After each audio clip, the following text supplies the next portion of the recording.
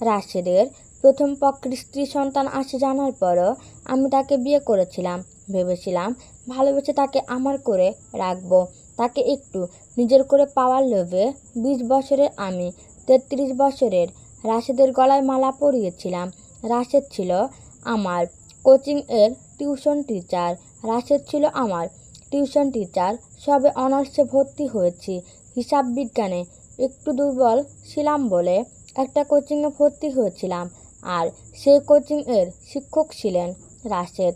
রাশেদকে প্রথম দেখাতেই আমার ভেতরটা কেমন যেন উলটপালট হয়ে গিয়েছিল। দেখতে অসম্ভব সুদর্শন ছিল সে। লম্বা, ফর্সা, পেটানো শরীর। সবসময় নিজের একটা আলাদা স্টাইল ছিল। পোশাক পরিচ্ছন্ন থেকে শুরু করে কথা বলার ধরন, সব কিছুতে একটা আত্মবিশ্বাসী ভাব। অথচ তখনও আমি এতটাই কাঁচা যে ওকে দেখলেই বুকের ভিতর কেন এমন অদ্ভুত অনুভূতি হয় সেটা ঠিক বুঝে উঠতে পারলাম না। সদ্য কৈশোর পেরিয়ে আসা আমার মনে রাশেদকে ঘিরে তখন ভালোবাসার এক অদ্ভুত ঝড় উঠেছিল। তখন অবশ্য আমি জানতাম না রাশেদ বিবাহিত। ওকে দেখলে মনেও হতো না ওর বয়স 33 হবে। আমি ভেবেছিলাম বড়জোর 25-26 হবে। ওর চমৎকার পরানোর ধরনটা আমার মুগ্ধতা আরও বাড়িয়ে দিত। শুধু আমি নই, আমার সহপাঠী অনেক মেয়েই রাশেদের প্রতি মুগ্ধ ছিল। কেউ কেউ তো সরাসরি ওকে প্রেমের প্রস্তাবও দিয়েছিল। অথচ রাশেদ কখনো কাউকে বলেনি সে যে বিবাহিত, এমনকি তার একটা সন্তানও আছে সেটাও কাউকে জানতে দেয়নি। ফলে আমিও ধীরে ধীরে ওর মায়ায় জড়িয়ে পড়লাম। এক সময় মনে হলো অন্য মেয়েদের মতো আমিও যদি চুপ করে থাকি তাহলে রাশেদকে কখনোই নিজের মনের কথা জানানো হবে না। আর আশ্চর্যের বিষয়, ও কারো প্রেমের প্রস্তাব গ্রহণও করছিল না। সেই সুযোগেই হয়তো আমার সাহসটা একটু বেড়ে গেল। তবু মুখোমুখি দাঁড়িয়ে নিজের মনের কথা বলার মতো সাহস আমার ছিল না। প্রেমের প্রস্তাব দিতে আমার ভীষণ ভয় আর লজ্জা লাগত। তাই শেষ পর্যন্ত চিঠির আশ্রয় নিলাম। একটা কাগজে কাপা হাতে মনের সব কথা লিখে রাশেদের হাতে দিয়েছিলাম। সেদিন জানতাম না ওই ছোট্ট চিঠিটাই আমার জীবনের সবচেয়ে বড় ভুলের শুরু হতে যাচ্ছে। চিঠিটা পড়ার পর রাশেদ আমাকে প্রথমে নিষেধ করেছিল, কিন্তু ওর নিষেধ করার ধরনটাই ছিল অদ্ভুত। এমনভাবে শান্ত ভঙ্গিতে কথা বলতো যে একটা মেয়েকে দূরে সরিয়ে দেওয়ার বদলে উল্টো তার প্রতি আকর্ষণটা আরও বাড়িয়ে দিত। আমার সঙ্গে সেদিন ঠিক তেমনটাই হয়েছিল। রাশেদের সঙ্গে সেদিনের কথোপকথনগুলো আজও আমার খুব স্পষ্ট মনে আসে। চিঠিটা দেওয়ার পর থেকেই রাশেদ আমাকে এড়িয়ে চলতে শুরু করলো। কোচিংয়ে এসে সবার সঙ্গে স্বাভাবিকভাবে কথা বলতো, হাসতো, পড়াতো। শুধু আমার সঙ্গেই কোনো কথা বলতো না। আমি নিজে থেকে কিছু জিজ্ঞেস করলেও কেমন যেন এড়িয়ে যেত, যেন আমি সেখান থেকেও ওর চোখ ছিলাম না। একদিন, 2 দিন করে দেখতে দেখতে একটা সপ্তাহ বেশি কেটে গেল, কিন্তু রাশেদ আমার সঙ্গে একটা কথাও বলল না। আমি আর সহ্য করতে পারছিলাম না। একদিন কোচিং শেষ হওয়ার পর সবাই বেরিয়ে গেলেও আমি ইচ্ছে করেই বসে রইলাম। বই খাতা গোছানোর বাহানা করেছিলাম। আসলে আমার একটাই উদ্দেশ্য, রাশেদের সঙ্গে কথা বলা।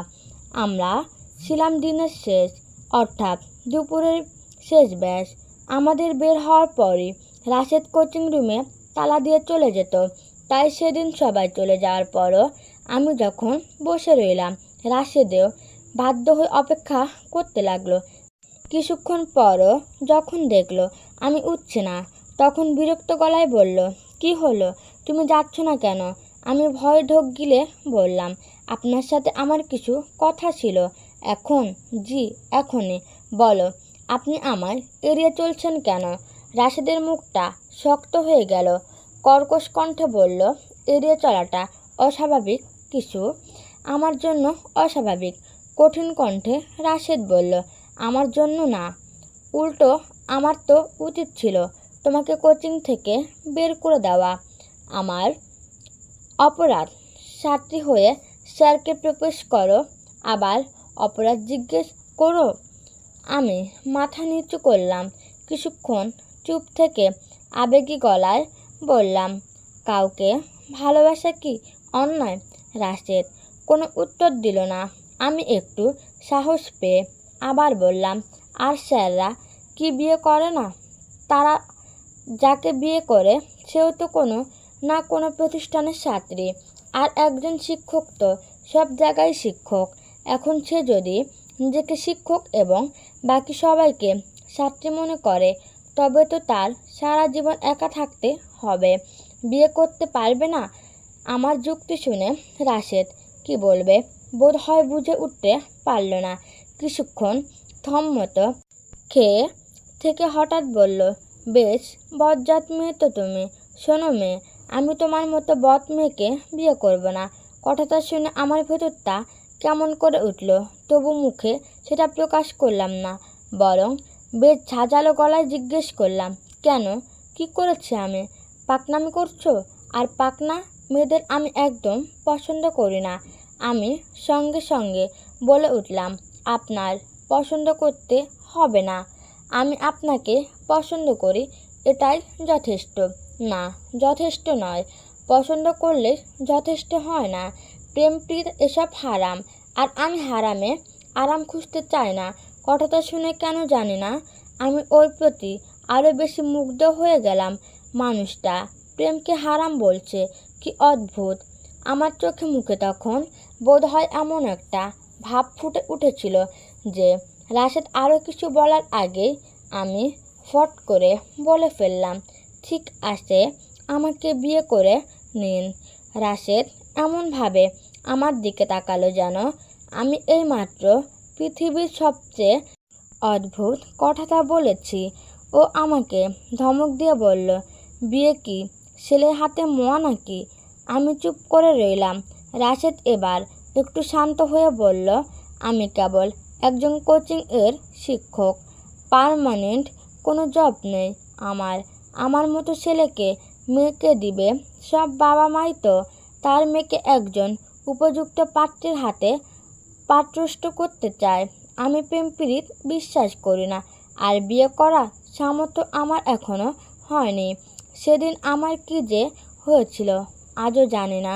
হয়তো বয়সটা কম ছিল, হয়তো ভালোবাসাটা বেশি ছিল, কিংবা হয়তো রাশেদকে হারানোর ভয়টা তখন আমার সমস্ত বুদ্ধিকে হার মানিয়ে দিয়েছিল। হুট করেই বলে ফেললাম, ঠিক আছে, আপনার প্রেম করতে হবে না, আমরা গোপনে বিয়ে করে নিই। তারপর আপনি চাকরি খুঁজেন, চাকরি পেলে তারপর না হয় আমার বাসায় প্রস্তাব পাঠিয়ে আনুষ্ঠানিকভাবে বিয়ে করবেন। রাশেদ বোধহয় আমার এ কথা শোনার জন্য প্রস্তুত ছিল না। হতভম্ব আমার দিকে তাকিয়েছিল। ওর চোখে মুখে সেই বিস্ময় আজও আমার মনে আছে, কিন্তু তখন আমার মধ্যে কোনো ভয় ছিল না। আমি আরও সাহসী হয়ে বললাম, আগামীকাল শুক্রবার বিকেলে ঠিক 4টেয় আমি কাজী। উঠল, শুধরাবি কেন? আমি চোখ বন্ধ করলাম। কণ্ঠটা আবার বলল, তোর শুধরানোর কেন দরকার নেই। তুই বাবা মাকে না জানিয়ে বিয়ে করে অন্যায় করেছিস, কিন্তু ভুল করিসনি। রাশেদ তোকে পাগলের মতো ভালোবাসে। এত ভালোবাসা সবাই পায় না, এমন ভালোবাসা পেতে ভাগ্য লাগে। আমি সেই কণ্ঠটাকে বিশ্বাস করলাম, হয়তো কারণ তখন সত্যিটা মেনে নেওয়ার চেয়ে মিথ্যাটাকে বিশ্বাস করা অনেক সহজ ছিল। বাবার কথাগুলো একবার মনে পড়েছিল। তারপর রাশেদের মুখটা চোখের সামনে ভেসে উঠছিল। আমি রাশেদকে বেছে নিলাম। আমার বাবা মায়ের ভালোবাসার বিপরীতে রাশেদের ভালোবাসাটাকে দাঁড় করিয়ে দিলাম। তখন বুঝিনি বাবা মায়ের ভালোবাসা আর একজন স্বামীর ভালোবাসা এক জিনিস নয়। একটা ভালোবাসা জন্মের সঙ্গে পাওয়া যায়, আরেকটা ভালোবাসা মানুষকে যাচাই করে অর্জন করতে হয়। কিন্তু তখন এসব বোঝার মতো বয়স বা বোধ কোনোটাই আমার ছিল না। আমি তখন চোখে টিনের চশমা পরেছিলাম। সেই চশমার ভেতর দিয়ে সত্যি আলো আমার চোখে পৌঁছাতো না। মিথ্যের রঙিন আলোতেই আমি সত্যিকে দেখতে পেতাম। রাশেদের প্রতিটি হাসিকে ভালোবাসা মনে হতো, প্রতিটি আশ্বাসকে সত্যি মনে হতো, প্রতিটি অস্বীকারকে বিশ্বাস করতে ইচ্ছে করতো। আর বাবা মায়ের প্রতি সতর্কতাকে মনে হতো তারা বুঝি আমার সুখের পথে বাধা হয়ে দাঁড়াচ্ছে। আমি তখন জানতাম না মিথ্যের সেই রঙিন আলো খুব বেশি দিন স্থায়ী হবে না। একদিন না একদিন টিনের চশমাটা ভেঙে যাবে। আর চশমা ভাঙার পর যে সত্যিটা চোখের সামনে ধরা পড়ে, তখন তার দিকে তাকানোর মতো শক্তি মানুষের আর থাকে না। আমার ক্ষেত্রেও তাই হয়েছিল। তবে সেদিনও আমি তা জানতাম না। সেদিন তো শুধু জানতাম আমি রাশেদকে ভালোবাসি, আর এই ভালোবাসার জন্য পৃথিবীর সবার বিরুদ্ধে দাঁড়াতেও আমি প্রস্তুত। ভালোবাসার মিথ্যা মারায় বিবেক বিবেচনা বিসর্জন দিয়েছিলাম। 4.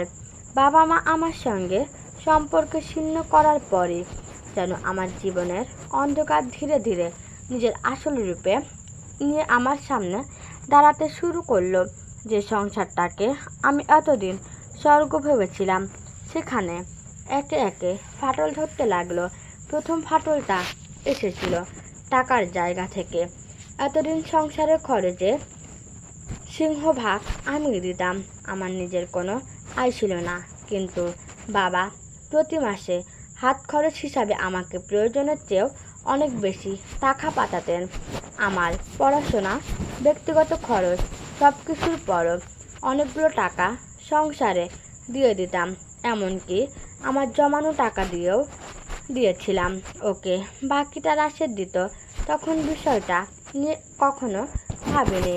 আমার মনে হতো বাবা মা তো আসেনি, আমার প্রয়োজন হলে টাকা চাইব, তারা দেবেন। তাদের একমাত্র মেয়ে আমি।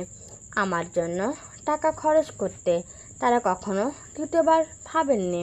যেন তাদের সকল টাকার অধিকার কেবল আমার একার।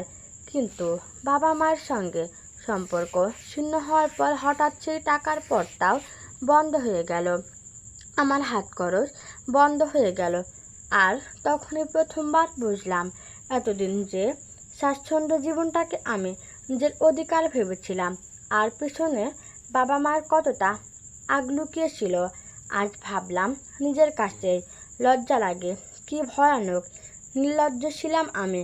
বাবা মাকে এমন কষ্ট দেওয়ার পরও মনের কোনো এক কোণে আমি আশা করছিলাম তারা হয়তো আগের মতোই আমাকে টাকা পাঠাবে। আমি ভুলে গিয়েছিলাম বাবা মায়েরও সহ্যের একটা সীমা থাকে। তাদের হৃদয় ভেঙে দিয়েও তাদের ভালোবাসার সুবিধাটা আমি নিতে চেয়েছিলাম। পরের মাস থেকেই আমাদের সংসারটা টান পড়তে শুরু করলো। খরচ কমাতে হলো, কম প্রয়োজনীয় জিনিস কেনা বন্ধ হলো, বাজারের তালিকা ছোট হতে লাগলো। মাসের মাঝামাঝি থেকেও হিসাব কষে চলতে হতো। আর কতদিন কিভাবে চালানো যাবে তা ভাবতে হতো। আর এই কষ্টের সঙ্গে সঙ্গে বদলাতে শুরু করলো রাশেদও। আগের সেই মানুষটা যেন আমার পছন্দের পুরি চটপটি নিয়ে বাড়ি ফিরত, যে আমার কপালে চুমু এঁকে বলতো বেশি চিন্তা করো না। সে যেন ধীরে ধীরে কোথায় হারিয়ে গেল। রাশেদের রাগও বাড়তে লাগলো। প্রায় প্রতিদিনই কোনো না কোনো বিষয় নিয়ে আমাকে ধমক দিত। কখনো রান্না নিয়ে, কখনো বাজারের খরচ নিয়ে, কখনো কোনো একটা জিনিস কেনা নিয়ে। সবচেয়ে বেশি যে কটুতা শুনতে হতো সেটা ছিল সংসারের খরচ নিয়ে। এত খরচ কিভাবে সামলাবো? টাকা কি গাছে ধরে? সংসার চালানো কত কঠিন তুমি বুঝবে? টাকা আয় কত কষ্টের তুমি কিভাবে জানবে? জীবনে তো 2 টাকাও আয় করনি। একই কথা কখনো ঘুরিয়ে, কখনো সরাসরি দিনে কতবার যে শুনতাম তার হিসাব নেই। মনে হতো কথাগুলো আমার মাথার ভিতর ঢুকে সেখানে ঘুরপাক খাচ্ছে। তবুও আমি চুপ করে থাকতাম। ওকে বোঝানোর চেষ্টা করতাম নিজেকেই বোঝাতাম, পুরুষ মানুষ সংসারের দায়িত্ব নিতে গেলে মাথা গরম হতেই পারে। রাশেদের তো চাকরিও নেই, আয় সীমিত, তার উপর আমার খরচও আসছে, ওর পরিবারে খরচ আসছে। সংসার চালানোর চাপ থেকে হয়তো ও এমন আচরণ করছে। আমি ওর রাগকে ক্ষমা করে দিতাম প্রতিবারই, কিন্তু তারপরও আমার ভেতরের একটা ছোট্ট কণ্ঠ ধীরে ধীরে প্রশ্ন করতে শুরু করেছিল, কই, বাবা তো কখনো মায়ের সঙ্গে এমন ব্যবহার করেননি।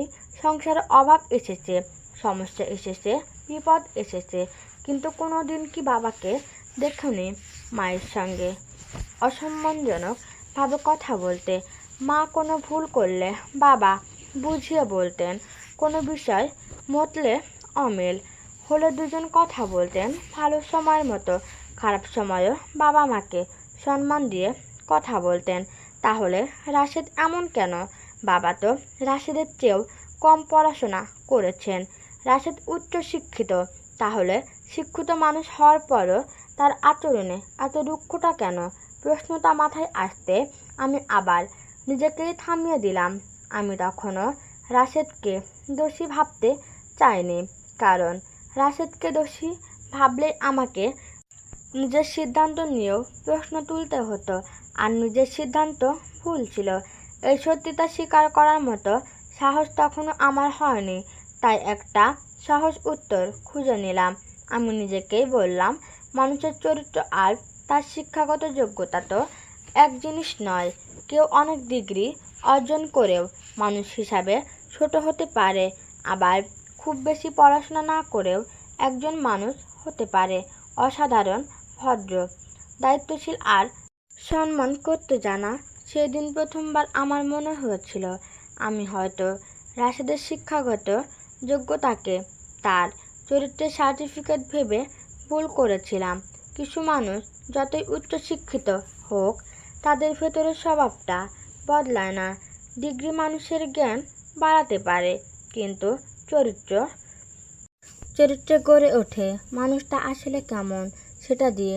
আর রাশেদের সেই আসল চেহারাটা আমি তখনও পুরোপুরি দেখতে পাইনি, শুধু অন্ধকারটা একটু করে ঘন হতে শুরু করছিল। পাস, সামনে আমার সেকেন্ড ইয়ারের ফাইনাল পরীক্ষা।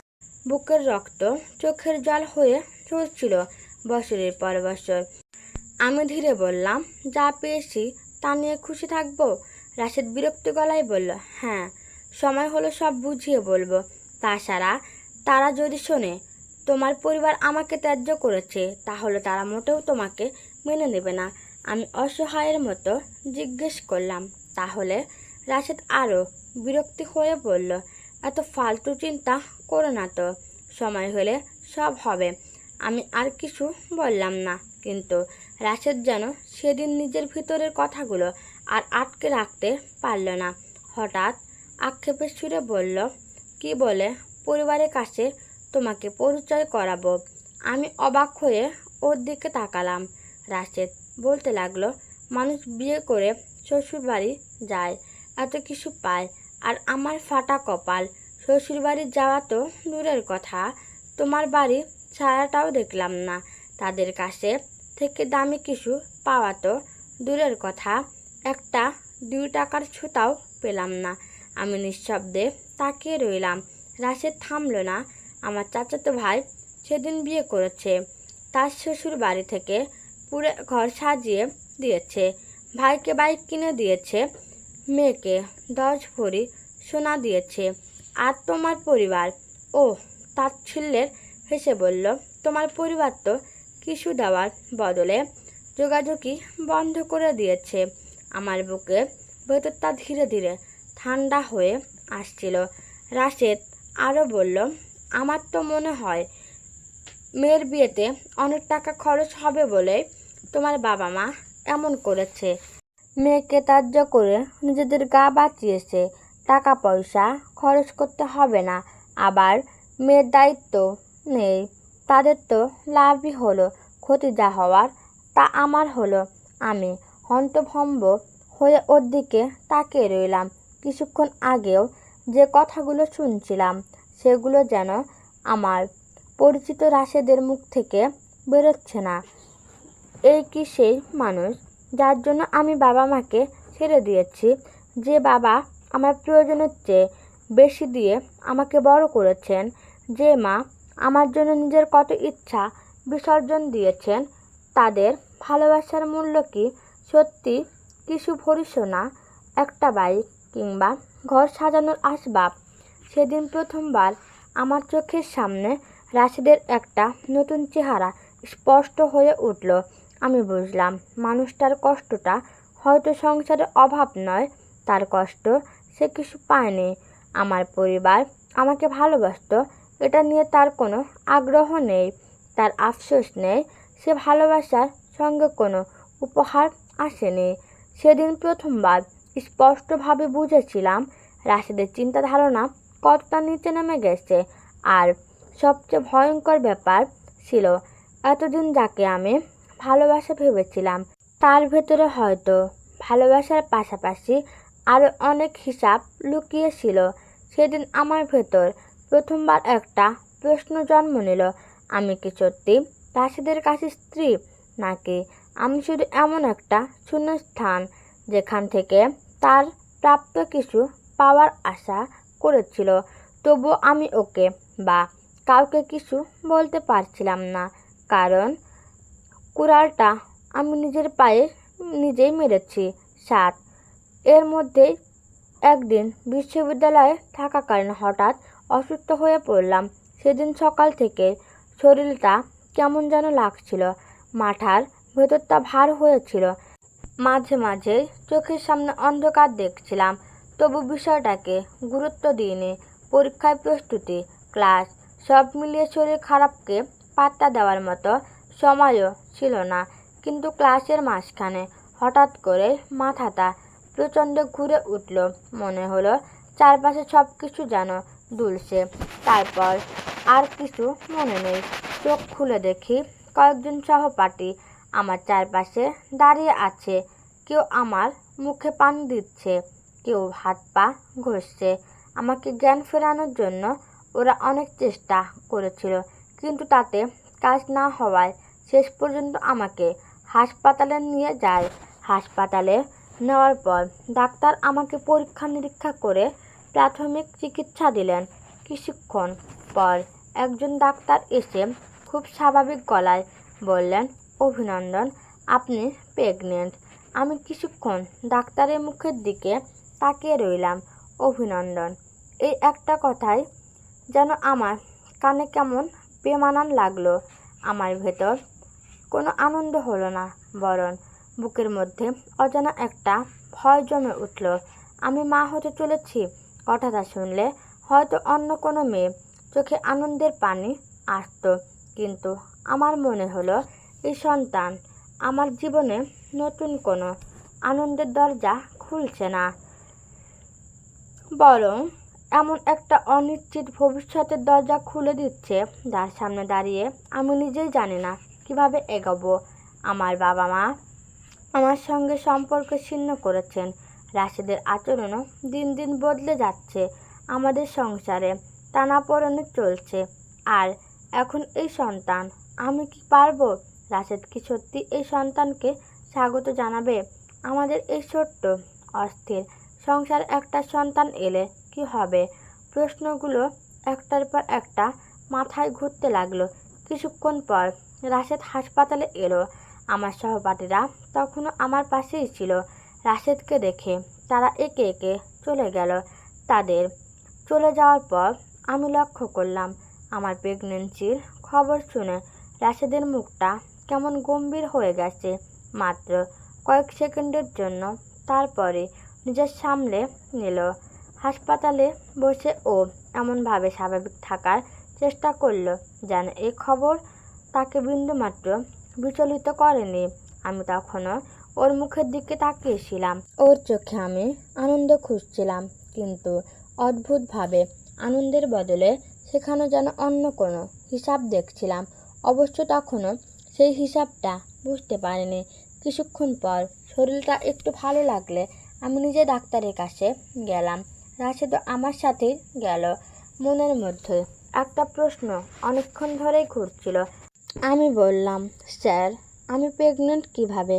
মানে, আমার তো নিয়মিত পিরিয়ড হতো, তাহলে কিভাবে সম্ভব? ডাক্তার কিছুক্ষণ আমার দিকে তাকিয়ে থেকে শান্ত গলায় বললেন, আপাতত শুধু এই তথ্যের ভিত্তিতে নিশ্চিতভাবে বলা যায় না। আপনাকে কিছু পরীক্ষা করতে হবে, বিশেষ করে আলট্রাসোনোগ্রাম ও প্রয়োজনীয় কিছু রক্ত পরীক্ষা করলে গর্ভাবস্থার সময়কাল ও রক্তপাতের কারণ সম্পর্কে পরিষ্কার ধারণা পাওয়া যাবে। আমি আরও অবাক হয়ে বললাম, কিন্তু আমার তো প্রতি মাসেই পিরিয়ড হয়েছে। ডাক্তার মাথা নেড়ে বলল, গর্ভাবস্থা মাসিক হয় না, তবে গর্ভাবস্থার সময় কিছু নারীর রক্তপাত হতে পারে। অনেক সময় সেটা পিরিয়ডের মতো মনে হয় বলে অনেকে সেটাকে পিরিয়ড ভেবে নেন। আমি আর রাশেদের চুপ করে শুনছিলাম। ডাক্তার আবার বললেন, এটা প্রেগন্যান্সি ব্লিডিং বলা হয়। এর বিভিন্ন কারণ থাকতে পারে। সব ধরনের রক্তপাত বিপজ্জনক নয়, আবার গর্ভাবস্থায় যে কোনো রক্তপাতকে অবহেলাও করা উচিত নয়। তাই আপনার ক্ষেত্রে পরীক্ষা করে কারণটা জানা জরুরি। আমি ধীরে ধীরে জিজ্ঞেস করলাম, তাহলে এতদিন যে ব্লিডিং হয়েছে